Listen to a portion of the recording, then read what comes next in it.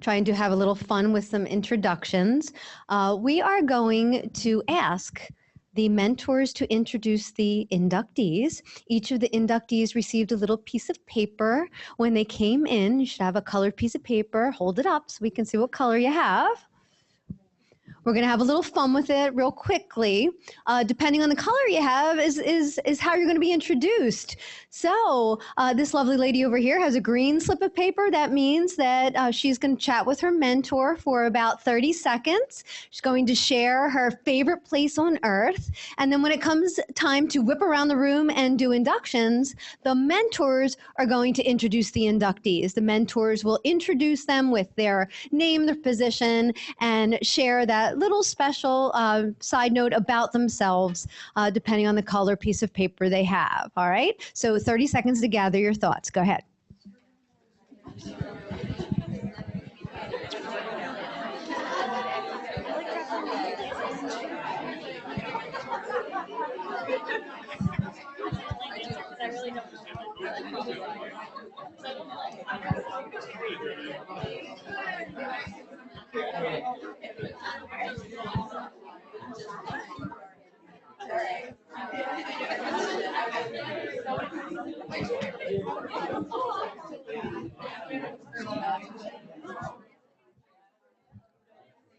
Five-second warning.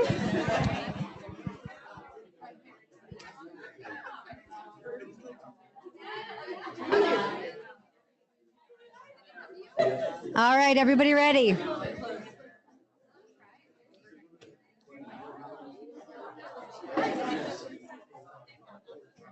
We will begin.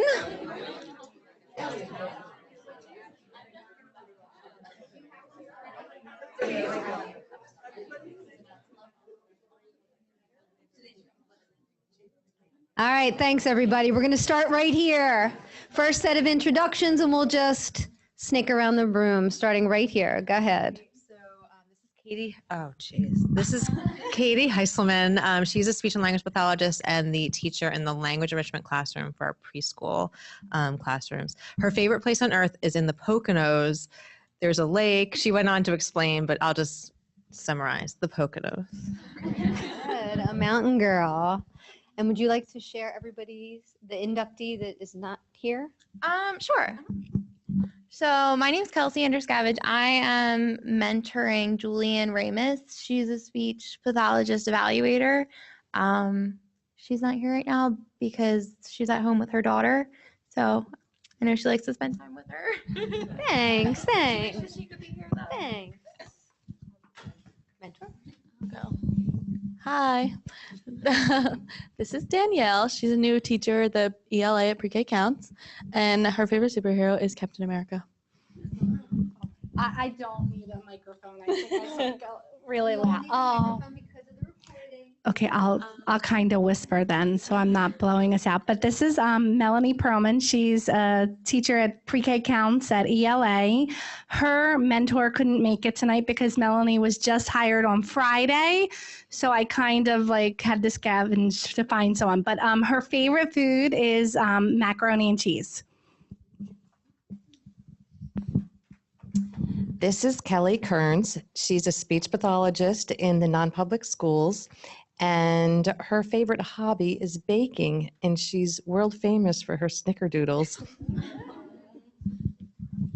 Hello, this is Rebecca Greiga. She is the new Pre-K Counts teacher at our Upper Marion location, and her favorite place is Avalon, New Jersey, because she has a beach house there.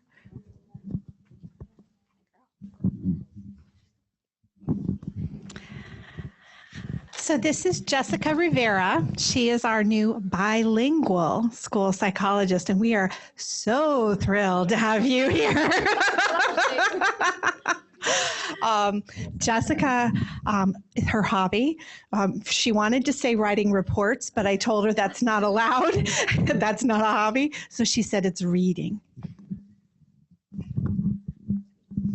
This is Stacy Zirin, and Stacy's a social worker, and she's going to be working in early intervention at Anderson and MDS, correct?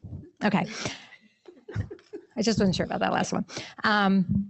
So her favorite superhero is Groot from a little tree from the Avengers. Okay, this is Michelle Levin, and she is a speech language pathologist evaluator for early intervention, and her favorite hobby is yoga, and she just discovered hot yoga, which she likes. This is Allison Jones. She's a speech pathologist in EI, and her favorite superhero is Iron Man. This is Kathleen Perlberg. She's the bilingual speech pathologist evaluator, but she's also seeing speech too. She doesn't have any favorite place on earth because when she goes to a place, she wants to go to another place. So try new places. This is Natalie Tidmarsh, and she's a school-age vision support teacher, and her favorite food is anything Italian. This is Sarah Zavala. She's our audiologist. She will divide her time between school age and EI, and her favorite food is cheese in any form. Even curd?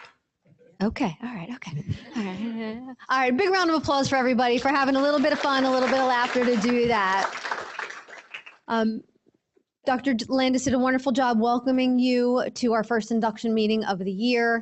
One of the things that we also want to start with as we embark upon our induction program is a conversation about what you've learned so far. Some of you have only been here for a few days. Some of you have been with us for a few weeks. Some of you will be able to attend our new employee orientation, but some of you are not. So what we're going to do is we're going to do a quick little activity. We're going to have you stand up if your name is here and you are someone who was able to attend our new employee orientation. So if your name is there, please stand up.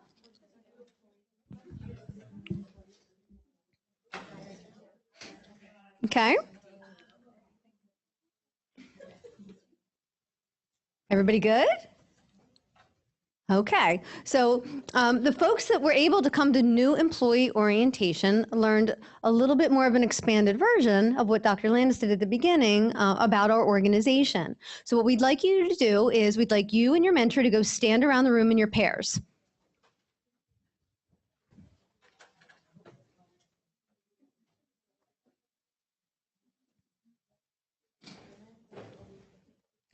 And for those of you who we're lucky enough to have on board now, but didn't have here for new employee orientation, we're going to give you a chance to go and pair up with someone who did go to new employee orientation and have some conversation around these guiding questions.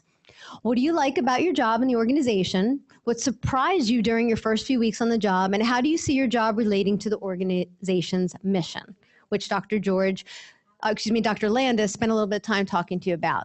All right, so it doesn't matter where you go, just if you didn't go to orientation, stand up with your mentor, go pair up with another inductee and mentor, and we're gonna spend a few minutes answering some good questions about what you've learned so far.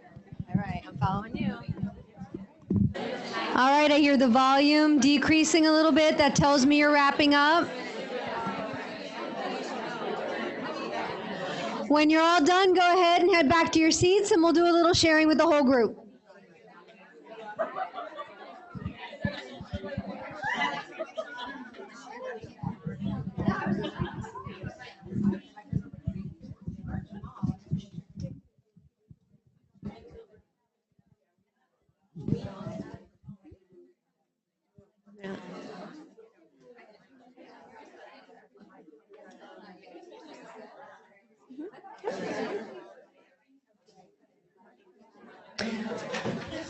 Lots of good conversation.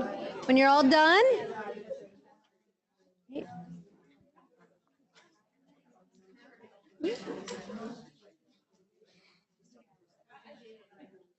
it's nice to hear the energy in the room around these kinds of questions as you start out the new school year. So do I have any volunteers to share an answer to the first question? What do you like about your job in the organization?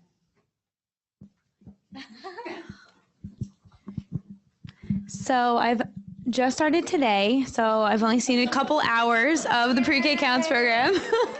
But I came from PV, and obviously there's never a dull moment in teaching. So today I saw a little bit of that, and I mean, it's very fun. So I'm pretty excited to start. Yeah. Anybody else? First question, what do you like about your job in the organization?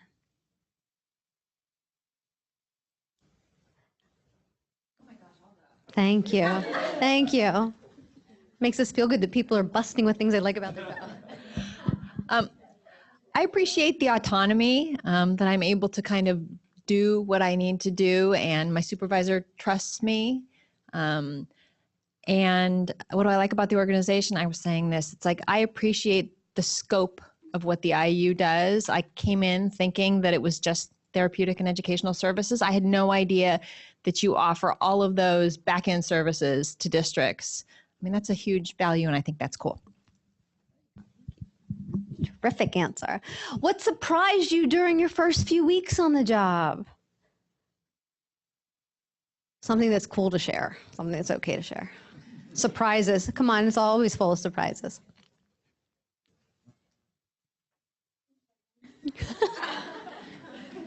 I like the girl that started today. There you go. Well, I knew going into this that some kids don't speak any English.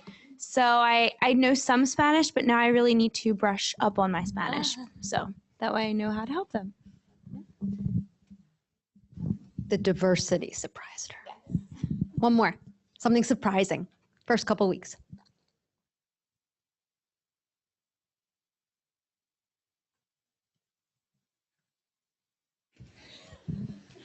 Can I share my Yes, please, Jean. She's not going to, because I think it's good though. So Jessica talked about how when she was at her previous school, she would walk through in the morning and say hi to people and no one would even acknowledge her. And she is just blown away by walking through here and how everybody is so friendly and they say hello. And see, we do a great job. I'm glad you shared that. How do you see your job relating to the organization's mission? We had a little review of that at the beginning. People find purpose when they feel a connection to things. How do you see your job relating to the organization's overall mission?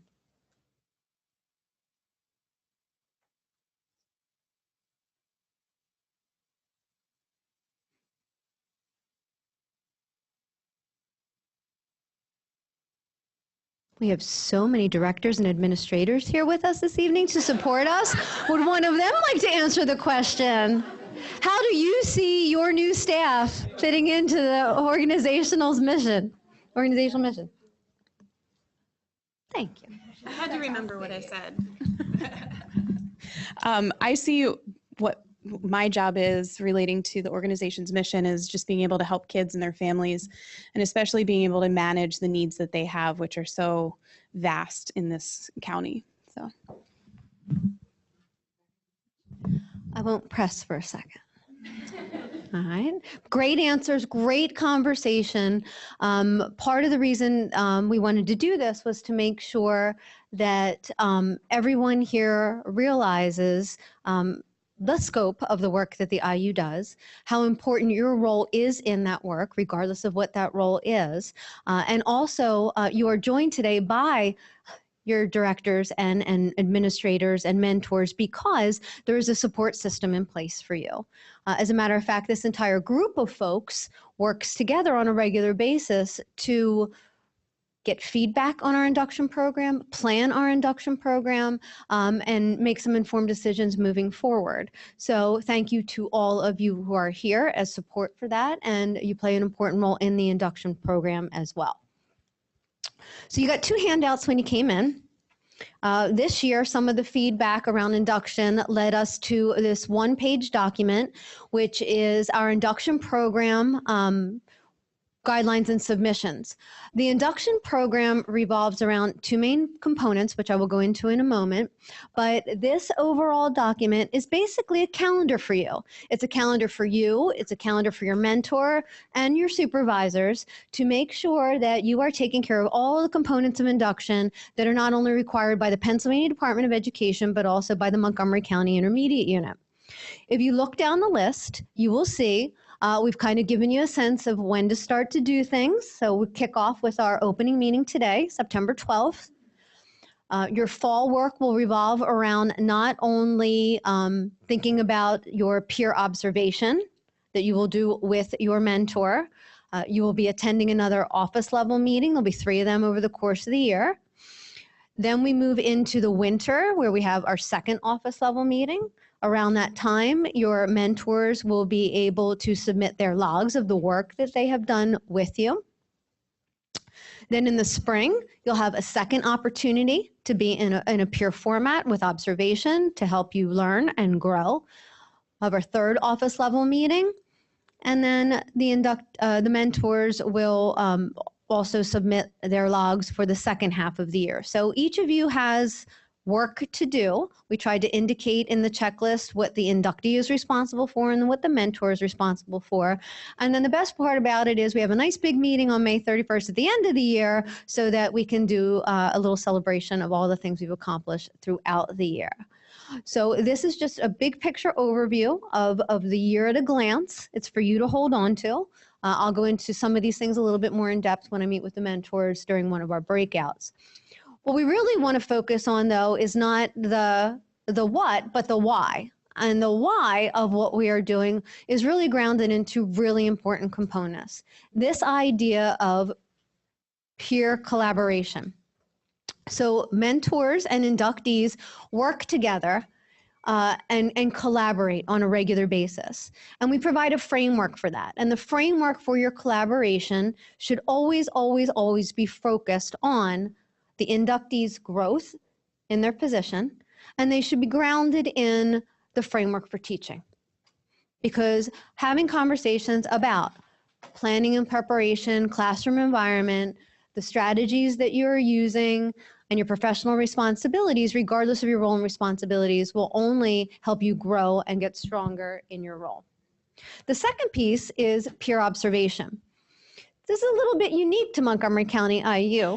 For many of you coming from districts, and we as administrators have come from districts as well, having that rare opportunity to be able to have your mentor come to you in your classroom and work with you on something you've identified that you want to grow in your practice and get feedback on that in a non-supervisory peer mentor inductee kind of way is really invaluable. It really, really is. And not only do we encourage that it be done once, we encourage that it be done twice, and then you reverse. So then you get the opportunity to be in another setting with a peer, learning from them about how they do their thing, whatever that may be. And it doesn't necessarily always mean a classroom visit because we're not all in classroom roles. There's a lot of facets to our job. So it gives you an opportunity to see how your mentor works in their role as well. But again, alignment and focus, there should always be a purpose for it, and it should be aligned to the domains within the framework for teaching.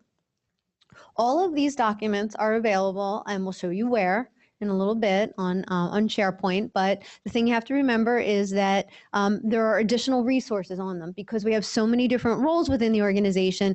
A lot of these things are hyperlinked, and you can click on them to get more information about what does this look like, not just in a classroom setting, but in the setting that's most relevant to my role. Okay. So we're going to move from the nuts and bolts of induction and start the program. One of the first things that we talk about in induction is Act 48 and our professional development records. We like to have a little bit of fun with it, though, because there's a lot of information on nights like this. So we're going to do a quick little Act 48 quiz. Everybody ready? All right, and we'll do it old school. We'll do the fingers for A, B, C, and D. So if you think the answer is A, you're going to put up a 1, B is a 2, C is a 3, and 4 is a D if there is a D there, okay? So first question regarding Act 48. Educators must earn the following every 5 years in order to remain in compliance with Act 48. Is it 6 credits of collegiate study, 6 credits of PDE-approved CPE courses, 180 hours of continuing professional education, or any combination of the above? Hold them high, just like they do in... There you go. All right. I see a lot of them, and it looks good. You are absolutely right. The answer is D. Okay. So it's any combination of those things. Each of those things is weighted differently, and they must meet the outline components for Act 48, including being related to an educator's certificate type. All right. Second question. When does the Act 48 5-year period begin for anyone who is issued a certificate after July 1, 2000? Upon employment, on the effective date of issuance of the certificate, or upon employment as a long-term sub or TPE. What do we think that one is? I got mixed answers here. I see ones, I see twos, I see threes, and I'm laughing because Jean and Josie have been in this before, and then they're still not agreeing. All right. B is the correct answer. B is the correct answer. It is on the effective date of issuance of the instructional certificate. A lot of people get confused there because they think it has to do with when you actually finally got your job, but it doesn't. So that's why you have to be in tune with your record and the timeframes for your record for earning your Act 48. One thing that I did add this year, many of you who have been teaching, we have been under different moratoriums or extensions for receiving Act 48. Those are all officially now over. So we are back to a true 5-year window to achieve the Act 48 hours. That's important to know. Next question. What is the best way for a certificated employee to check on his or her Act 48 balance?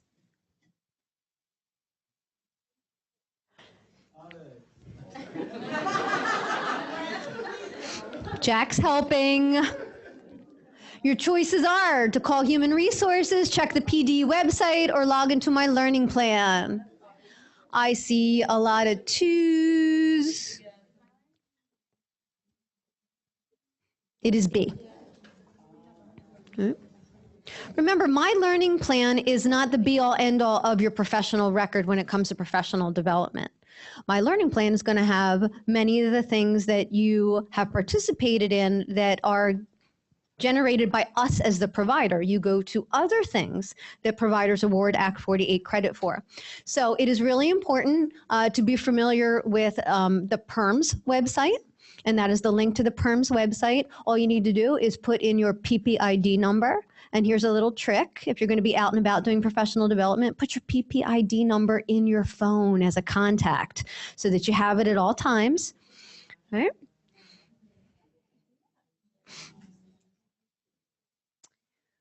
And then if you do happen to go to something and you complete something, but you don't find it on that PERMS PDE website, what should you do? Should you call HR, log into My Learning Plan, or contact the provider?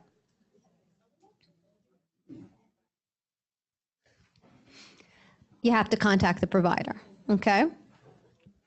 A couple of notes. Not everybody is an approved Act 48 provider, so please don't assume that. Please don't assume that if you go to a workshop somewhere that entity is approved to award Act 48 credit. You need to ask that question. Please remember too that if you do not provide your PPID number during the registration process at any time, there'd be no way for you to receive Act 48 credit. So be cognizant of that. And then it takes time. There is no really true requirement of anyone as to how long it takes to get it reported, and people work at different paces to do that. So sometimes you need to just be patient and follow up on things if you're really careful about it.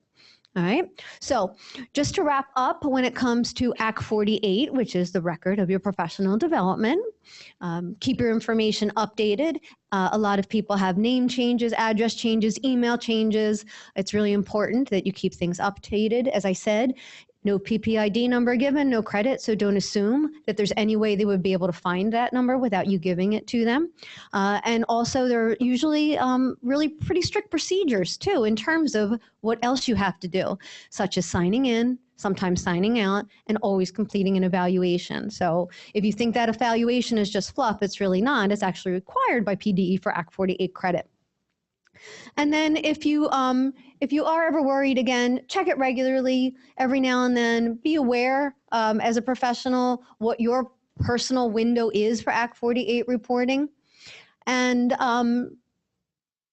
when you are in our professional growth system, okay, which is the old My Learning Plan, right, professional growth, you will be able to see your records associated with things that MCIU has done with you. Okay, and things that we offer do have Act 48, and then you want to set up your profile too, because a lot of times that's the conduit, the registration system's the conduit for notifying you of things or sending things out, and if the information in there is not wrong, isn't right, it doesn't get to you, okay? So make sure that you do that. All right, so in summary, when it comes to Act 48, it's an important part of what you do as a professional starting out. It's a requirement, as you know, for your certification, and although it is your responsibility, everyone here is here to help and answer any questions you may have.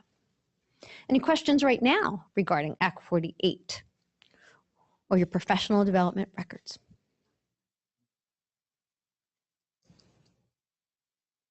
Okay. Good. See, we had a good quiz, good group, ready to move on. All right, so it's time for us to be done for a little bit and give you some time in inductee and mentor pairs. So we are going to break. I think I need them right now, right? Right. We're going to give you a little bit of time together. What we are going to ask you to do in this little bit of time together is start talking about your collaborative meeting time. How are you going to connect with one another? What's the best way? What are the best days? What are the best times? Start thinking about that, because your interaction back and forth over the course of the year is going to be really important. Start thinking about those observation dates. What might you want to see as a part of a peer observation? When might you want to conduct that peer observation? If you have any questions based on anything so far today, whether it was your meeting before this or the meeting now, now is time for question and answers. And again, we have a wide range of other supports in the room tonight to help answer any questions that you may have beyond the mentor being able to answer it. So let's make sure that we take advantage of the folks in the room. So we're going to give you some time to do that. We're going to come back together as a group to see if there's anything for the whole group question. And then we'll have another breakout in just a little bit. So I'll give you some time to yourselves.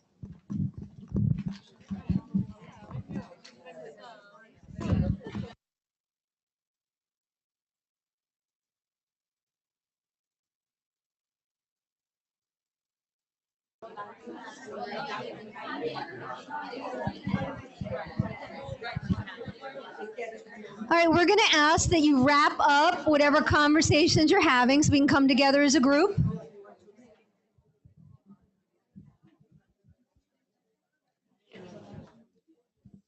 Very productive use of this first breakout time. See a lot of notes on your calendar of events, a lot of good questions. Questions for the good of the group, things you're curious about. Administrators in the room, where you ask questions that you think we should clarify for the whole group that would be good for everybody. What are some points or things that we want to make sure everybody has a clear understanding of? Oh, I forgot. I rescind. I don't have a question. So Katie is a classroom teacher. I used to be the classroom teacher in that position, so this is a great mentor-mentee relationship. However, now I'm an evaluator, so it would not be all that helpful for Katie to observe me. And I know in the past, we've worked out some other situations where she could observe a different classroom teacher or something like that. So just wanted to bring that up for discussion, what some options might be. Absolutely.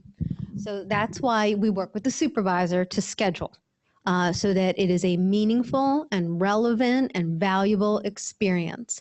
So I think the conversation around what is it that you seek to learn more about, in what area would you like to grow is really important with the mentor, and then having the conversation with the supervisor to say, how do we make the connection? How do we make this happen for this person? So it doesn't necessarily, in an ideal world, mentors and inductees have the same role and responsibilities, and it's a perfect match, but sometimes we need to be creative, especially in the IU world. Great question. Other questions for clarification? Curiosities?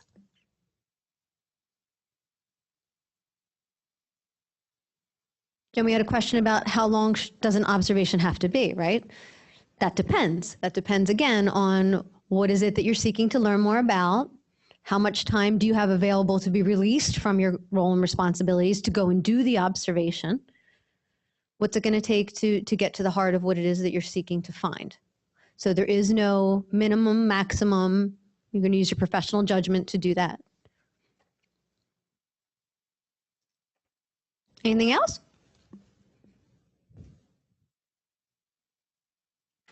All right, so now's the time where we have to split up and say goodbye. So the mentors are going to come with me over to Valley Forge C. We're going to have some good conversation over there about how best to support the inductees. And the inductees are going to stay with the rest of the team and finish out the program. All right, so we'll take a quick transition break and we'll start up again in just a couple minutes.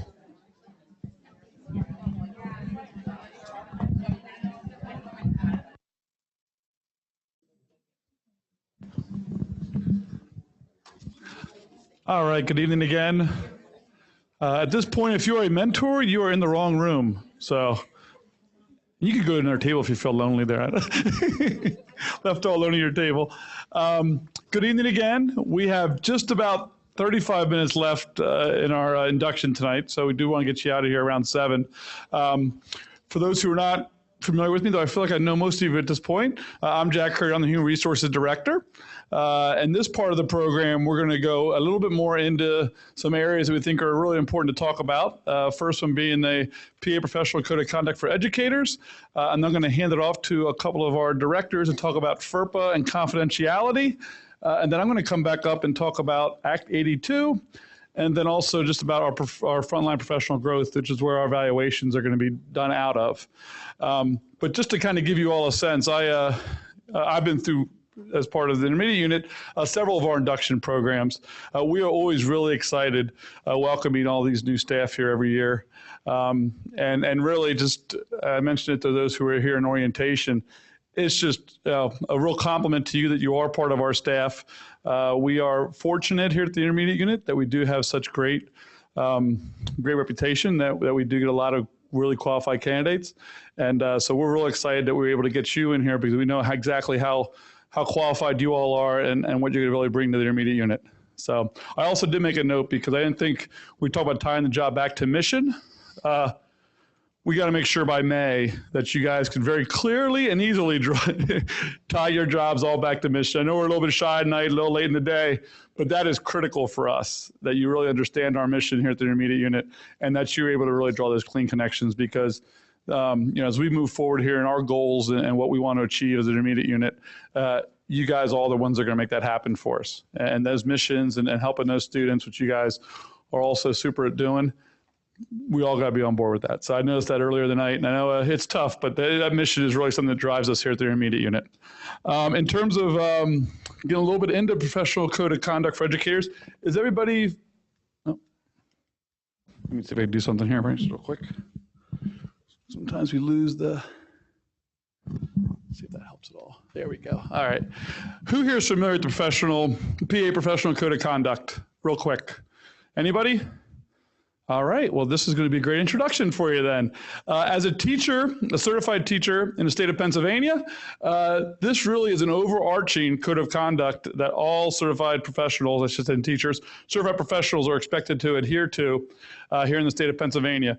From our perspective, it's a really, there's a lot of legal implications and things like that. I will tell you that at times when people lose their certification, it's typically because they violated so some of the professional code of conduct, but it's also really, it talks about what's really important as an educator here in the state of Pennsylvania. So on the positive side, it's a really pretty good outline of what our expectations are, at least as a state, regarding all of our certified professionals. So there's a bunch of sections in it. The practices is the section that we really hit on, and I'm going to run through that really quick. And this is just abiding by the code. I don't want to get too much into that. I highlighted the big sections. For number 2, professional educators should be prepared and legally certified in their areas of assignment. That's something we to check on as you come on board here at the intermediate unit, but something that when we talk about Act 48, we talk about Instructional 2, which we're going to get into, I think, as part of our office presentations. These are all critical pieces for you to understand as part of your responsibility as an educator, is to be certified and be prepared in the areas that we're asking you to work in. Obviously, number 3 kind of goes without saying, maintain high levels of competence in their career. So that's something that obviously is a pretty subjective term, but something that could, in fact, be something that's measured and something we expect. Moving on, professional educators shall exhibit consistent and equitable treatment of students, fellow educators, and parents. This is the thing that kind of comes up, and there's a couple of them that talk about online postings and really understanding that no matter whether you're here at the intermediate unit or whether you're at home, you are representing and you're part of our intermediate unit. A lot of teachers, a lot of educators sometimes get themselves in trouble as they go out into their personal lives. Your conduct in your personal life, if it's something that is negative towards our reputation or negative towards your employers, integrity, things like that, that's something that does come up, and then teachers have gotten themselves in some trouble with that particular part of the code of ethics. Also, professional educators shall accept the value of diversity in educational practices. Once again, kind of goes without saying, but it's something that is really important in the code of ethics. Professional educators shall impart to their students principles of good citizenship and societal responsibility. Once again, we talk about social media, internet. When you're up there and you're in those areas, even though you may have a private account and you're dealing with personal non-intermediate unit, it's really important that good citizenship, societal responsibility is something reflected. I can tell you, I've been doing human resources in school districts and here at the intermediate unit for just about 18 years now. Wow, can't believe it's been that long, but it's a little scary. But we have come across this a good bit. Good teachers, good educators, just not thinking in their personal and private lives. So that's something you got to make sure we're aware of as you're out there. Professional educators also exhibit acceptable and professional language and communication skills. Once again, this is something that, and it talks about the sensitivity of fundamental human rights of dignity, privacy, and respect. That's something that also needs to be kept in mind. Professional educators shall be open-minded, knowledgeable, and use appropriate judgment communication skills. Back to the communication piece. Number 9, we're going to really kind of piggyback off of it with our FERPA and confidentiality, but shall keep in confidence information obtained in confidence in the course of professional service. So there's obviously reasons why that can't always be the case, but to the extent that there is a sense of there's a lot of laws around student information, around employee information, things of that nature. It's something you need to be cognizant as a professional educator. And then finally, professional educators shall exert reasonable effort to protect the student from conditions that interfere with learning and are harmful to the student's health and safety. This is certainly a big piece of something that if the student isn't feeling safe, if the student isn't, and certainly if you're interfering with that safety in any way, it's a major issue in terms of code of ethics. But it's always we always talk about the first thing we need to provide for our students before we can ever think about educating them or working with them in a real productive way is providing them with a safe environment. So this code of ethics, basically, I don't jump in here yet, but these code of ethics really is something you should be looking at. We're going to have a page up there as part of your folder. We're going to email that to you on our SharePoint. But just for your understanding of it, it isn't a threatening code of ethics. Certainly, when we talk about certifications being taken away from teachers, it's often referenced. The code of ethics, they have a commission there that actually looks at that. But I just want to make sure very clear to you that it is something which is good guiding principles as well as you kind of enter education. All right. As I mentioned before, we are going to be doing a conversation about confidentiality and FERPA. So in order to do that, we're going to, which one's starting off? Holly? All right. Okay. Yeah. All right. You do need the microphone because I know we have the recording going on. But and this is Dr. Holly Acosta, by the way. She's our director of our Office of Early Childhood, and this is Dr. Brittany Lure-Waddell, who's our director of student services. So you know. So we could you? Okay, Brittany's going to do this. Okay. So what we did was we were asked to talk a little bit about FERPA tonight, and please know that FERPA could be a full day seminar. We could sit together and talk about different things for FERPA, different ideas, different situations that would come up. So I'm assuming that you all have at least a general knowledge of FERPA. Would you raise your hand and kind of let me know? Yeah, at least a general knowledge. So what we thought would be the best way to do this is I have my assistant here, Jen. She is passing out a pre-quiz. We're going to leave up the definition of FERPA for you, and I'm going to have you go through, work it in partners, and go through. There's only 7 brief questions. I tried to pick 7 brief questions that would be appropriate, things that you would run into. We will leave the definition up here so you can refer to it. Answer the questions the best you can, and then we'll go through them with you, and we can talk about each one. Okay, guys, in the interest of time, we're going to pull everybody together, and we'll just go through and talk about the answers to each one. So number 1 was pretty easy, hopefully. Number 1, anybody want to volunteer their answer for number 1? No one? Okay. Number 1 is absolutely true. It comes right from the definition up here on the screen. So if you had true, you got that one correct. And number 2 is true as well. Number 2 is true. Number 3, false. FERPA requires that educational agencies and institutions comply with a parent's request to inspect and review records within no longer than 45 days. No longer than 45. So yes, that was a trick question, but that certainly is a lot better than me putting up here you have 45 days to do it. So I wanted to see if any of you knew the answer. Okay. Go for Number 4, the answer is false. Schools are not required to mail to each parent the required FERPA notification, but they must provide the notice by means that they're reasonably likely to inform the parents or eligible students of their rights. So generally, you will see it on the webpage or in a notice, a newspaper notice, or posted on the wall. There's a lot of different ways that schools can provide that information. Number 5, anybody want to volunteer their answer for number 5? Go ahead. False. Very good. Cumulative folder and permanent folder do not appear in FERPA. The term educational record is defined in FERPA as a record directly related to the student and must be maintained by the educational agency or institution by the party acting agency or institution. So it does not have to be in a file or cum file, personal file. It does not have to be there. It can be any kind of educational record. Number 6, does anybody have any guesses? It's false. School nurse records are subject to FERPA because they are education records. Yeah, it's tricky, huh?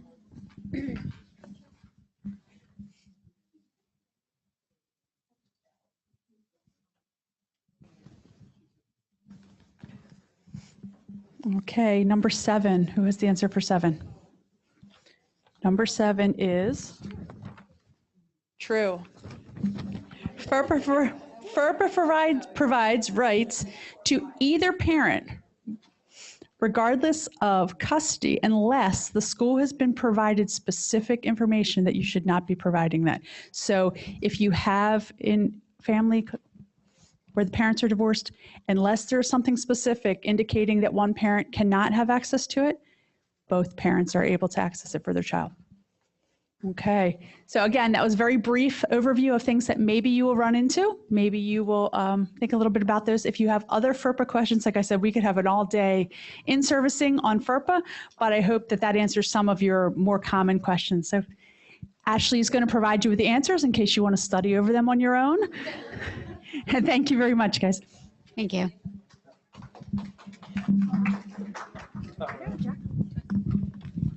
Thank you, Holly. Thank you, Brittany. All right, so we are going to talk a little bit as we finish up our evening here about teacher evaluation. So, and this is something which all of you right now are considered to be non-tenured.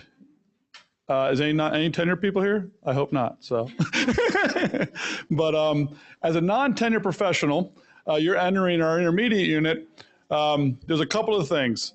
Typically, you're also instructional 1. You can, I guess, technically under the state, somehow get your instructional 2 without getting tenure. But most of the time, you all are instructional 1 certificates. Does anyone know what an instructional 1 certificate is versus an instructional 2? All right. Instructional 1 certificate is the first certificate you receive as you become a professional educator. All right. In order to advance and get your instructional 2, this induction program is one of the requirements. Additional credits or professional development credits is also required. And then serving in satisfactory capacity in a public school district or intermediate unit is another of the, I think we'll talk a little about instructional 2 at our next meeting as well. But as you move through and receive your tenure, you're also naturally moving to your instructional 2. So it's kind of a parallel track. So as you think about teacher evaluation, what we do here at the intermediate unit is we're going to provide through your tenure track a great deal of evaluation and assessment because we do want to make sure that all those supports are given to you to grow as a professional educator as you move towards tenure and as you move towards getting your instructional 2 certificate as a professional educator. Our teacher evaluation system is based on state law, which actually went into effect back in July of 2012. It's called Act 82. Is anyone of you familiar with Act 82? All right, it was actually put in place conceptually to try to provide a little bit of a consistent process for evaluation across the state. They actually have forms that were issued by the state that we need to complete semi-annually for our non-tenured teachers, annually for our tenured teachers. They also get into domains for each of those forms, talking about different elements. It's built off a Charlotte Danielson model. Other pieces of Act 82, which aren't quite as impactful here at our immediate unit, was a lot of accountability measures. So if you talk about like school profiles and annual yearly progress, those type of things also got embedded into Act 82 as they were trying to ensure that districts were appropriately evaluating their teaching staff and using some quantifiable data to incorporate into that. It's been challenged a great deal in different ways, but there is some improved evaluation instruments. So when we talk about the PD 5501, that PD 5501, you will be signing on a semi-annual basis. There's one form that addresses instructional teachers, and there's another form that addresses, and I hate the term, non-instructional teachers. So, and the difference really is the capacity you're working in. If you're working directly with students, typically in a classroom environment or doing therapies, you're normally considered to be instructional. We have other positions here that are non-instructional. They train other teachers. They do case management. I'm trying to think of some other scenarios. Actually, counselors are considered to be non-instructional. Psychologists are considered to be non-instructional. So you get a different form, and you have a different, and basically that's just one of the differences you have in your evaluation system. So as we look at evaluation here at the intermediate unit, we certainly have built ours around Act 82 to comply with Act 82, but we also are trying to build in a way that works for us as an intermediate unit. So that's always something that's critical for us. And this is, like I said, this is really the mission of, I guess, educator effectiveness, reform the way we evaluate school professionals as well as the critical components of training and professional growth. So as much as you go through the evaluation process, it's assessment. We do view it also as a great coaching, teaching, and training tool. So anytime somebody comes into your classroom or comes in and observes you doing your craft and what you're doing each day, there's a certain amount of pressure around that. I will tell you that most times it ends up being a really healthy process. Feedback is given, good conversation goes on, and really this is all about improving your practice so that you can provide the best service in the role you're doing, and ultimately, helping our students here in Montgomery County. All right. This was actually just put on here today, unbeknownst to me. This is a nice image, but this is not the rating system we have. So who here can give me, let's do a little quiz since we're doing a little quizzes. What is our rating system? We do have 4 different ratings. What can you be right now? What are your choices? What's the top one? We don't have outstanding. What do we have? Thank you. Georgine would know. That's right. What is distinguished? What's our next one? We don't have good. What do we have? Yes, we have proficient. And we don't have fair. What do we have? Right, and this one actually is accurate. So that's the one nobody wants to see. And I don't want to bore you too much with how this works, but the way that teacher evaluation works, a needs improvement is considered to be satisfactory unless you have 2 of them. So the first time you receive a needs improvement, and it's actually right there on the PD 5501 form, you're listed as satisfactory. The second time you are deemed to be unsatisfactory, and that's within 10 years. So it's not, you don't even have to be back to back. You can have one and then 2 years later have another needs improvement. Then it is unsatisfactory. But a single needs improvement is exactly that. It's still satisfactory. So this is an important element that's part of the educator effectiveness. All right. All right. Going a little bit more into our evaluation system, we have basically a formal observation, and then we have 2 differentiated supervision, which is peer collaboration and self-directed. Let me back up and explain a little bit more about this. So when we set up the cycles, if you're a non-tenured teacher, which all of you would be in this category, you will be receiving formal observations until you become tenured. It's not a, it's just the nature of what we want to be doing in terms of getting out there and observing you. Our supervisors will be out there at least a minimum of once each semester to observe you, as well as doing some informal observations as well. And they'll be issuing you a 5501, which is the PDE form, on a semi-annual basis. But you will be in the formal observation phase. And I'll take you a little bit more into what that looks like.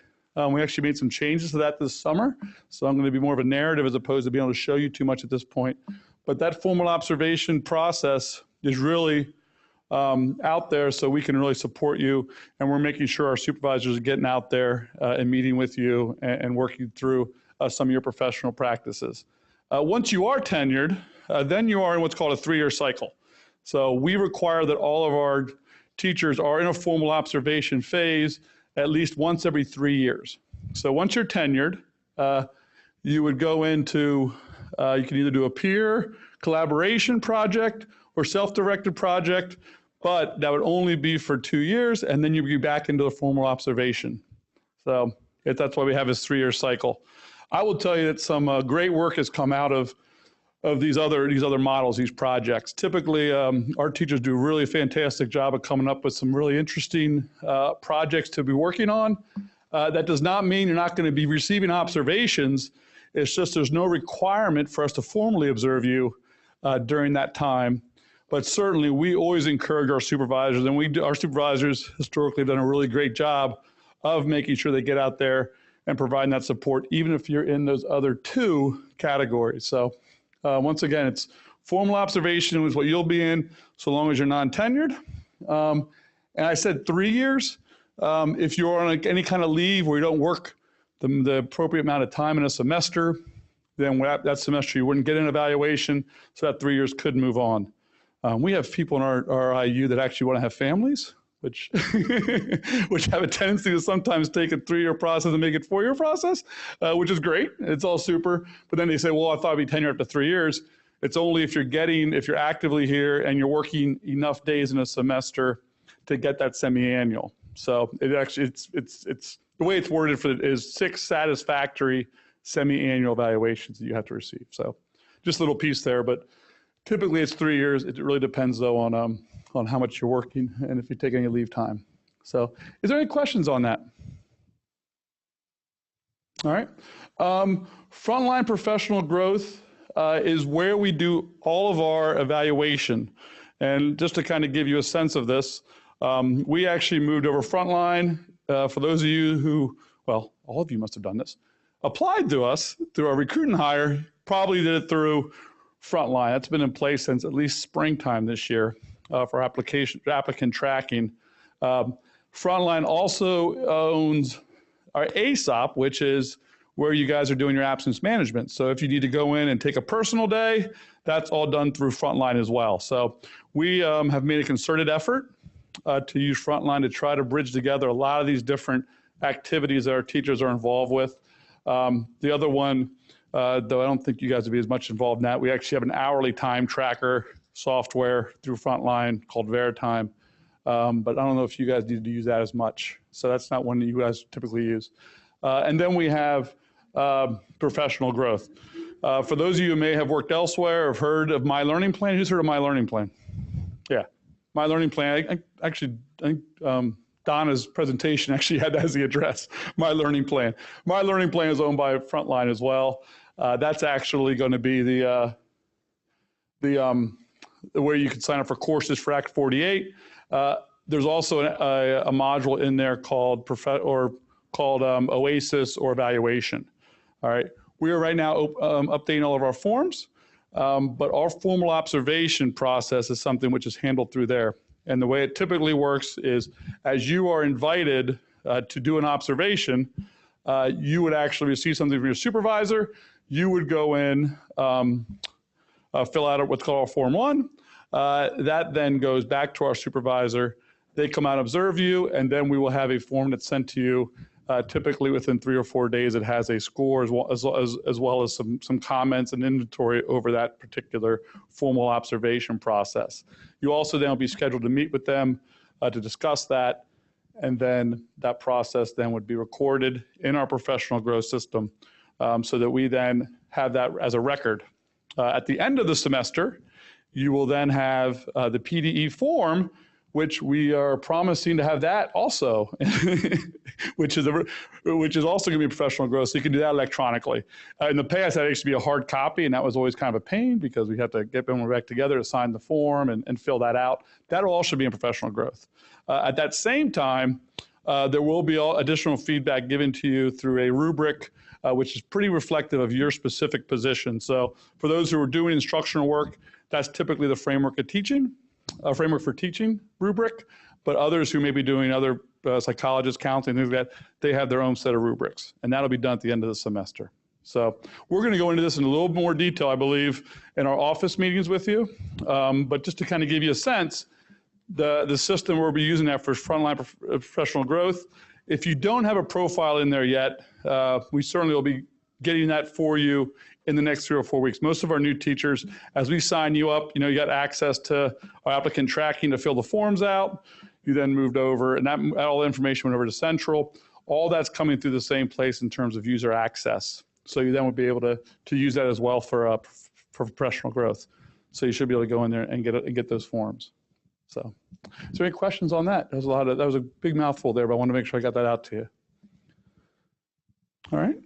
Right. I think the real big takeaway from evaluation, from my perspective, is that we want to make sure that you're feeling supported. All of you are new in your positions. Many of you are new in your careers. So we want to make sure as you become better educators and you improve your practice, that we're there to support you and have all those questions answered. We think we have a very good system, but it ultimately comes down to relationships.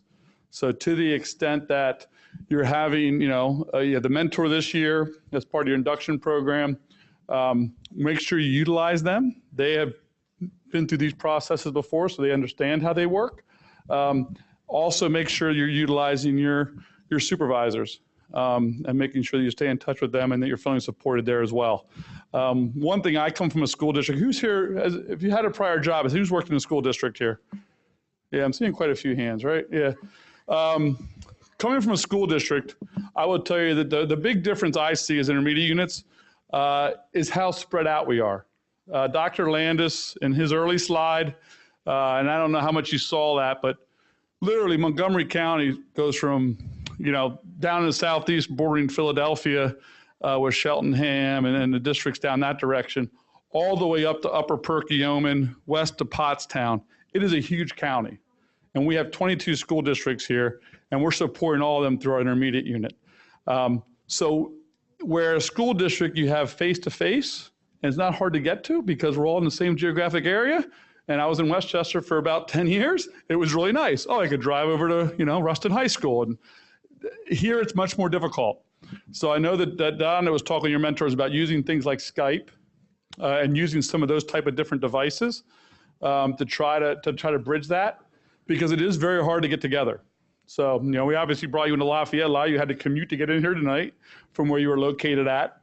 That's the real difference I see in intermediate units, is how do we stay closely connected when we are so, by nature of where we're working, spread apart. So, and that's something we got to all work on together but I know between you and your mentor, you may or may not be in the same location.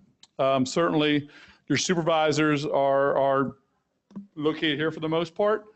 That connectivity, trying to stay close, is something everyone needs to work on together. So I just want to make sure you understood that. Is there any questions on the evaluation system? All right, I think we will be hitting on that again in the office level meetings that are coming up. The next one is on November 13th. At that meeting, we'll also talk a little bit more about it. You'll also be getting an email from our office. It actually comes out from my email address. Probably within the next 2 weeks, it would tell you a little bit what mode you're in. Now, I already told you your mode is going to be formal observation. That goes out to all of our teachers to kind of clarify that, and that comes out in the next couple of weeks. So, all right. We are, I think at this point, done with the induction program for the night, and I got just under 7 o'clock. Donna, I told you. Donna worries I go long, so I got done by 7. Is there any final questions? All right. Well, that's why I have Donna back in the room. Let's give her a big hand for facilitating earlier.